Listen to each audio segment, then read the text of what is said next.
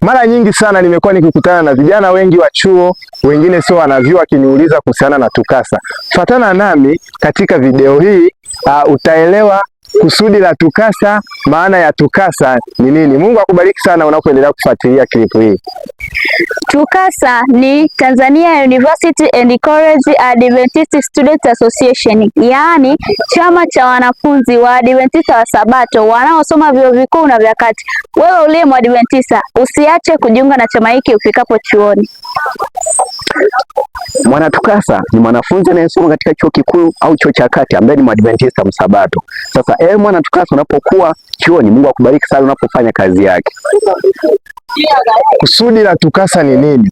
Kusudi la TUCASA ni kuwaunganisha vijana wote walioko vyuoni, vyuo vya kati, lakini pia lengo kuu zaidi ni kuhubiri Injili wawapo vyuoni, ili kusudi watu wote wamjue Yesu. Ewe mwana TUCASA, usikose kujiunga katika kuifanya kazi ya Mungu wapo chuoni. Mungu akubariki sana.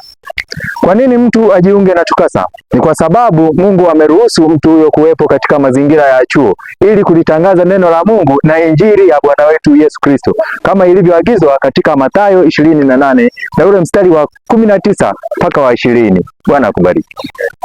Na waomba wanafunzi wote ambao ni Waadventista wa Sabato na wapo vyuoni kujiunga na kushiriki chama cha TUCASA, kwa sababu Mungu alituchagua au aliwachagua kuja katika chuo walichopo kwa ajili ya kuifanya kazi yake. Kwa hiyo mwanafunzi yote anapofika chuoni kama ni Mwadventista Msabato anapaswa kujiunga na chama cha TUCASA kwa ajili ya kupeleka Injili hapo chuoni anapokuwepo, lakini pia kwa watu wengine ambao wako nje ya chuo hicho.